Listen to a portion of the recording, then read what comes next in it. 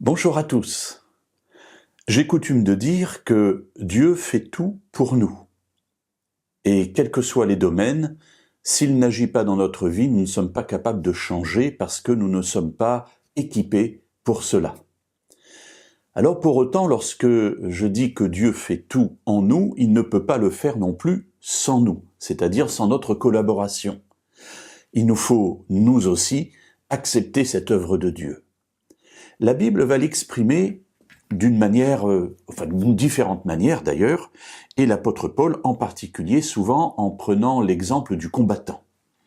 Dans la lettre aux Éphésiens au chapitre 6 et au verset 10 et 11, il écrit « Au reste, fortifiez-vous dans le Seigneur et par sa grâce souveraine. Revêtez-vous de toutes les armes de Dieu, afin de pouvoir tenir ferme contre les manœuvres du diable. » Alors, les armes de Dieu, ce qui signifie bien que c'est quelque chose que Dieu nous donne, met à notre disposition et qui va, c'est lui qui est à l'origine de toute chose. Et nous comprenons au travers de l'œuvre du salut que sans la venue de Jésus, sa mort, sa résurrection et son intercession dans le ciel, eh bien, tout ce que nous pouvons faire est vain. Pour autant, Paul nous dit, revêtez-vous des armes de Dieu. Voilà, Dieu met à notre disposition. Il prend, encore une fois, je le dis, l'exemple du combattant. Parfois, il va prendre l'exemple du sportif. Ici, c'est le combattant. Pour aller combattre, il faut prendre des armes avec nos armes à nous. Ça n'est pas possible.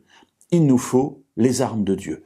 Et la suite de ce chapitre 6, à partir du verset 12, on aura un jour l'occasion de méditer là-dessus, décrit ces différentes armes et leur utilité, leur champ d'action, j'allais dire. Mais en tout cas, pour revenir sur le départ de notre méditation, ce que je veux souligner ici, et ce que Paul souligne ici, c'est que Dieu fait tout, mais avec nous. Et si nous n'avons pas le désir de collaborer avec Dieu, ou, mettons les choses différemment, bien que Dieu soit tout-puissant et puisse toutes choses, s'il n'a pas notre collaboration, alors son plan est vain, tout ce qu'il aura fait ne servira pas pour nous. Alors, mes amis, suivons l'exemple de Paul, son exhortation, son encouragement.